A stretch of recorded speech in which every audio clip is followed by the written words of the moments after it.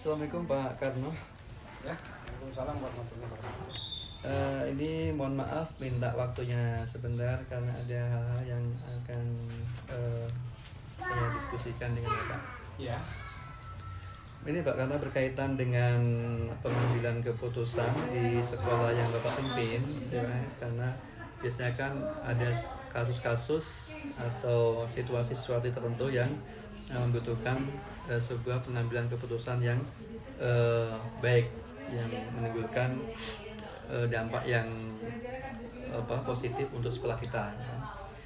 Kemudian yang pertama Pak ya, selama ini bagaimana Bapak mengidentifikasi kasus-kasus yang merupakan dilema etika dan kasus-kasus yang merupakan rujukan moral? Ya, terima kasih. Terkait dengan masalah bagaimana kita menyikapi sebuah permasalahan atau kasus, tentu kita harus mengidentifikasi dulu permasalahan itu dari siswa, guru, atau kaitannya dengan masyarakat ataupun orang tua. Ya, kita bisa mengidentifikasi segala sesuatunya dengan peraturan sekolah. Bahwa peraturan sekolah di situ sudah disampaikan dan bahkan dijadikan sebagai pedoman untuk disikapi dan dilaksanakan, baik itu siswa maupun guru. Nah, ketika ada permasalahan, kita bisa mengidentifikasi permasalahan ini timbulnya dari anak atau guru. Nah, sehingga ketika itu nanti kita jadikan sebuah keputusan, tentu jangan sampai kita salah dalam mempersepsikan keputusan itu kepada anak, sehingga menimbulkan kerugian. Nah, kita bisa menyeimbangkan antara kejadian, permasalahan, kita identifikasi dulu. Apakah ini memang benar-benar melanggar aturan yang sudah ditetapkan atau aturan baru menurut dia. Sehingga kita bisa mengidentifikasi dulu apakah anak ini menyalahi aturan dari sekolah atau dia memang benar-benar karakternya seperti itu. Oh, seperti itu Pak ya. Berarti untuk mengidentifikasi kembali lagi peraturan ini dari siapa, apakah berasal dari siswa atau dari guru itu Pak ya. Dan kemudian nanti kita juga setelah itu kita identifikasi lagi apakah memang tindakan itu menyalahi atau melanggar peraturan atau memang karakternya seperti apa gitu kan.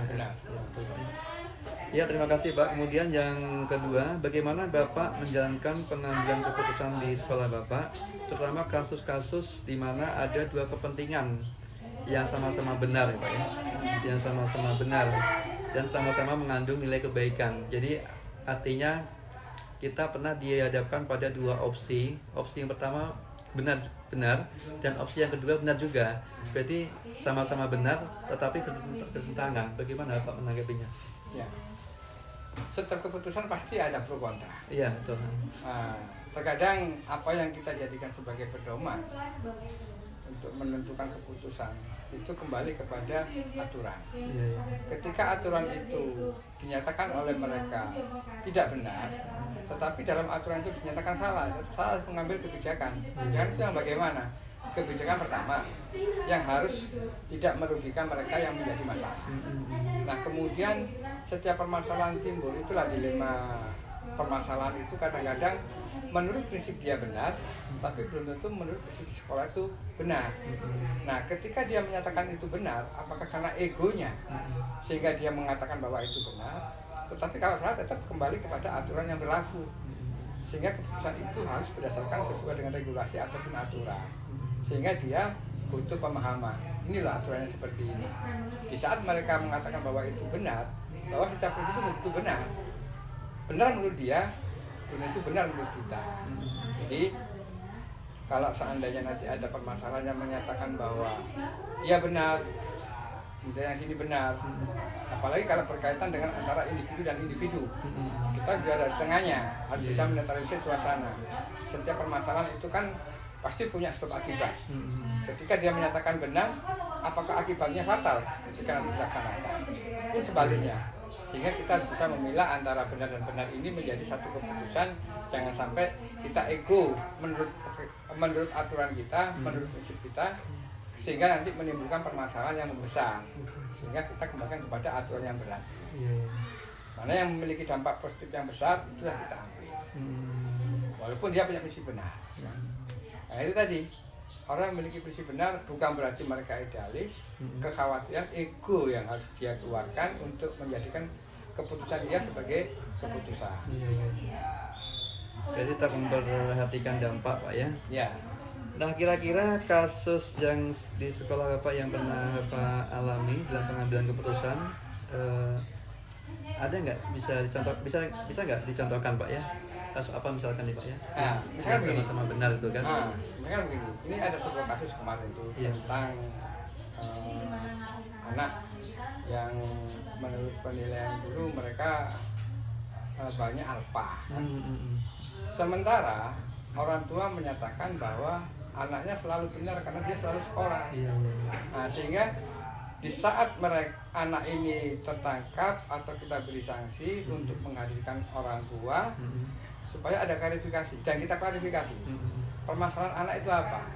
Ini fungsi daripada guru, baik itu BP, wali kelas ataupun yang lainnya, ketika mendapati permasalahan anak seperti itu kita harus real dengan data. Artinya sesuai dengan data, ketika orang tuanya menyatakan bahwa anaknya selalu benar, bahwa dia selalu tiap hari pergi ke sekolah, tetapi kenyataannya absensi menyatakan dia tidak pernah ada di sekolah, dia bolos.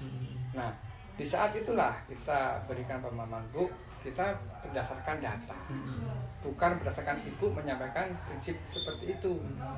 Ya memang anak itu pamit ke sekolah, tetapi kenyataannya kan di sekolah, dia masuk atau tidak. Nah di sini sudah ada data yang menyatakan bahwa berapa kali dia tidak masuk. Ya kita berikan kepada ibu itu supaya apa? Supaya apa yang menjadi ego dia, prinsip dia bahwa anaknya selalu benar, selalu sekolah, itu bisa dimentahkan dengan data. Nah, salah satunya itu. Jadi intinya adalah memberi pemahaman dengan hasil data dan identifikasi permasalahan. Mengapa anak ini tidak masuk? Dan kita pun juga ingin tanya, kenapa kok anak ibu sini nggak masuk? Apakah di rumah dimarahi?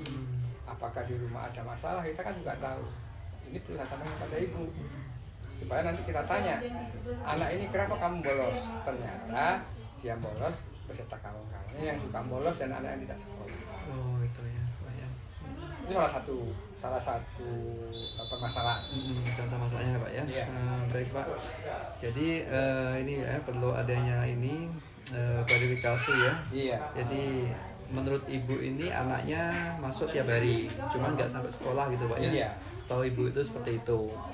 Kok tahu-tahu dapat informasi anaknya ada masalah, sering nggak masuk gitu ya, sering absen, padahal setahu ibu itu anaknya masuk tiap hari. Tentunya sekolah pun tadi memegang data Pak ya, data untuk penguatan dan pengambilan keputusan itu. Baik Pak, untuk selanjutnya Pak ya, langkah-langkah atau prosedur yang biasa Bapak lakukan dalam pengambilan keputusan. Ya, jadi setiap permasalahan itu pasti ada sebab, dan salah satu sebab itu apa yang bisa kita analisa. Tentu kita identifikasi dulu permasalahan itu timbulnya dari siapa dan untuk siapa. Kemudian kita investigasi. Ketika ada permasalahan itu muncul, baik itu perorangan ataupun kelompok, dia harus tahu dulu apakah mereka ini karena terpengaruh oleh kelompok dengan siswa, terpengaruh oleh kawan-kawan yang di lingkungan rumah, atau karena dia ada permasalahan di lingkungan keluarga.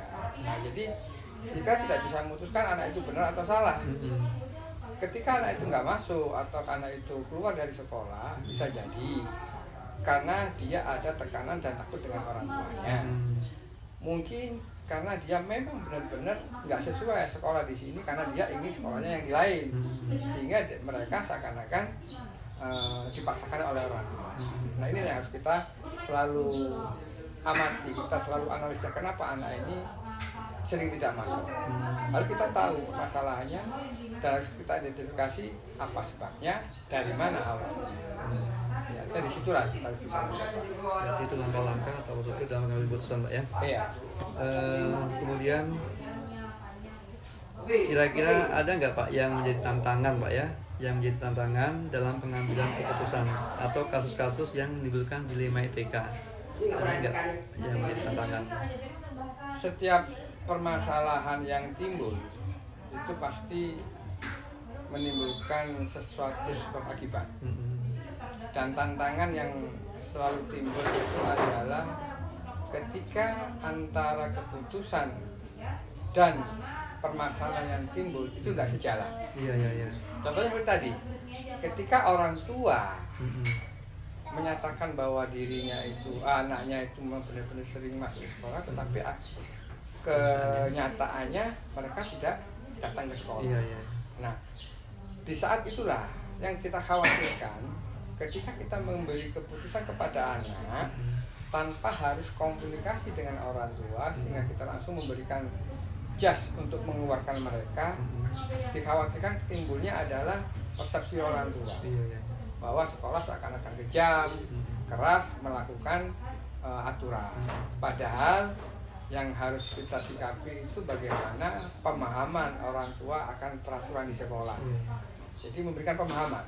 Tantangannya memang itu tadi, karena situasi sekarang ini kan banyak orang tua yang belum memiliki wawasan tentang kepedulian anak. Iya, betul. Sehingga anak itu dibiarkan sekolah tapi nggak tahu kemana arahnya. Anak diberikan keleluasaan, kemanjaan, diberikan fasilitas, tetapi tidak digunakan untuk yang sebenarnya. Nah, ini yang perlu kita berikan wawasan kepada orang tua supaya mereka tahu bahwa di sekolah itu memiliki waktu yang terbatas. Beda dengan orang tua. Kalau kita paling lama 4-8 jam atau 4-6 jam. Kalau orang tua kan sampai bisa lebih dari 10 jam. Seharusnya mereka lebih tahu tentang kebiasaan. Itulah. Jadi intinya tantangan itu adalah kepedulian orang tua terhadap anak. Kebetulan orang tua terhadap anak, Pak ya. Iya. Bahkan ada juga orang tua yang berpikiran kalau sudah menyerahkan anaknya ke sekolah sudah dia lepas dari tanggung jawab gitu, Pak ya. Iya. Nah, jadi berkaitan dengan kasus tadi, Pak ya, kan ada anak yang sering absen, Pak ya, sering absen nih, sudah sekian lama, sudah sekian kali kan. Nah, sementara dalam peraturan sekolah ini siswa yang absennya sudah maksimal mungkin tidak bisa dinaikkan, misalkan seperti itu, atau setiap dalam keputusan ini, kesepakatan keputusan yang sudah ditetapkan dalam forum, kan, ada ketentuan seperti itu, Pak. Kira-kira untuk mengambil keputusan itu, yang satu sisi anak absennya yang sudah maksimal ini sering absen, sering nggak masuk, Pak ya, dan tidak berhak untuk dinaikkan dengan keputusan yang sudah disepakati bersama. Mereka nggak seperti itu, Pak? Berkaitan dengan kasus anak tadi itu. Kalau itu terjadi di sekolah, itu kebanyakan memang pernah dan sering terjadi. Artinya antara peraturan sekolah dengan peraturan, kita bisa bedakan. Peraturan sekolah itu ada yang menyangkut tentang etika anak. Kemudian ada peraturan yang memberikan syarat atas kenaikan dan kelulusan anak. Nah, sehingga kita bedakan. Peraturan sekolah itu digunakan untuk sebagai syarat kenaikan, bisa sebagai syarat kelulusan. Karena situ dituangkan salah satu syarat kenaikan atau kelulusan adalah memiliki akhlak. Nah, sebagai tindak lanjutnya, supaya bagaimana anak ini memahami tentang peraturan, ya tentu harus kita sosialisasikan supaya anak ini paham bahwa mereka yang melanggar aturan, baik itu peraturan sekolah maupun mereka yang tidak sesuai dengan syarat kenaikan atau kelulusan, yang kita tetapkan. Nah, maka dari itu bukan berarti kita membuat peraturan itu dilanggar, tetapi kita membuat peraturan itu supaya ditaati, supaya mereka itu tahu bahwa kita di sekolah itu ada aturannya. Baik, Pak. Kemudian untuk selanjutnya, dalam pengambilan keputusan nih, Pak ya, apakah Bapak lakukan secara terjadwal, butuh waktu, atau bisa dilakukan secara ini, Pak, spontan itu? Spontan. Jadi setiap permasalahan itu jangan selalu ditunda-tunda. Ketika ada permasalahan itu timbul, kita harus segera tidak lanjuti. Jangan berlarut-larut meninggalkan sebuah permasalahan sehingga ujungnya malah menimbulkan permasalahan yang lebih besar. Iya, iya, iya. Jadi kita jangan selalu jadwalnya sekarang untuk memberi enggak. Kita melakukan satu perubahan, kita melakukan satu tindakan di saat permasalahan itu muncul. Ketika permasalahan itu muncul, sesegera mungkin harus segera diselesaikan. Jangan menunggu permasalahan itu justru malah akan berkembang. Iya, iya, betul, betul. Jadi spontanitas tidak ada, artinya tidak ada jadwal khusus ini ya. Jadi tidak terikat dengan jadwal Tidak Pak ya. terikat. Tergantung kasusnya, seandainya kasus itu memang butuh diselesaikan Secara secepatnya, cepat harus segera cepat. diselesaikan. Oke, baik Pak ya. Kemudian Pak, untuk ini kira-kira ada nggak seseorang atau faktor-faktor yang selama ini bisa mempermudah dan membantu Bapak dalam pengambilan keputusan dalam hal kasus-kasus yang menimbulkan dilema etika ini? Setiap permasalahan itu tentu ditimbulkan oleh berbagai faktor. Kita di sekolah itu dibantu oleh waka yang membantu tentang kesiswaan dan waka yang membantu tentang kurikulum. Iya, iya. Jadi dari dua permasalahan itu, ketika itu muncul dari siswa, itu nanti ada sebelum nanti saya yang akan mengambil keputusan, waka kesiswaan yang akan membantu menyelesaikan itu. Apabila bisa selesai di waka kesiswaan, selesailah di situ. Oh, iya. Pun ke bawahnya, ketika ada permasalahan di kelas, bisa diselesaikan oleh wali kelas ataupun guru bidang studi, selesailah di situ. Oh, gitu. Jadi semua itu tidak harus selalu berujung kepada Kepala kepala sekolah. Nah, disitulah yang bisa membantu kita di dalam melaksanakan keputusan, bahwa saya tidak memberikan satu tekanan harus begini, tidak. Kalau tidak, segala permasalahan itu hal yang kecil jangan dibesarkan. Iya, iya. Hal yang kecil segera hilangkan. Hilangkan. Jadi kalau ada permasalahan segera atasi, baik dari tingkat yang paling bawah sampai tingkat yang paling atas. Betul, betul. Jadi kita jangan sampai nanti permasalahan sedikit anak ini lari ke BP, Iya. sedikit lari ke kepala sekolah. Iya. Tidak. Kalau bisa, guru juga punya wawasan untuk menyelesaikan sebuah permasalahan. Iya, punya tanggung jawab Pak ya. Iya. Kita punya tanggung jawab ya. Baik Pak, menarik nampaknya ini apa yang Pak sampaikan. Kemudian terakhir Pak ya, kira-kira Pak, saya ingin belajar dari apa yang sudah Pak uraikan ini. Kira-kira apa kesimpulan yang bisa kami ambil hikmahnya Pak dalam pengambilan keputusan Pak? Ya, kalau bagi saya semua itu butuh pembelajaran. Saya pun juga belajar untuk mengambil hikmah setiap permasalahan.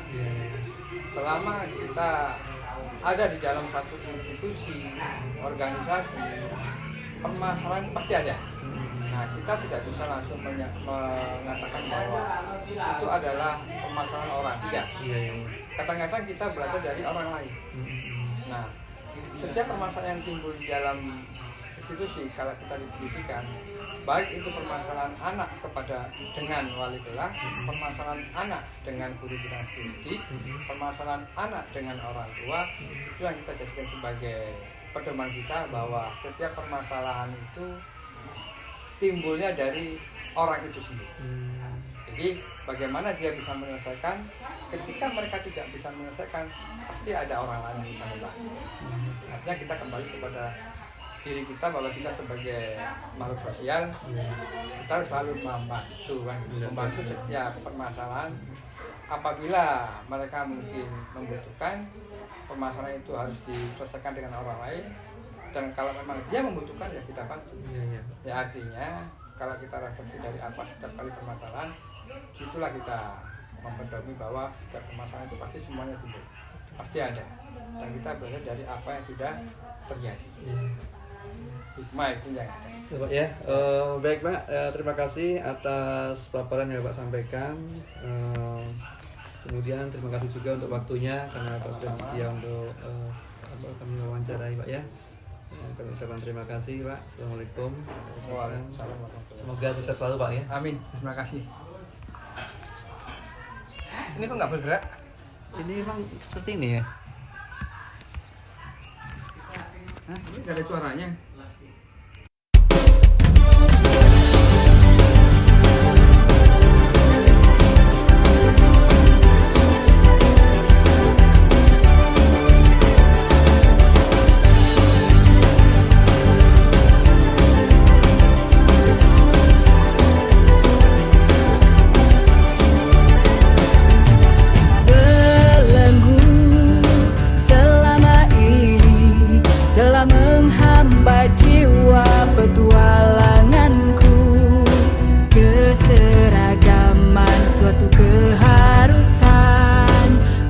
berbeda.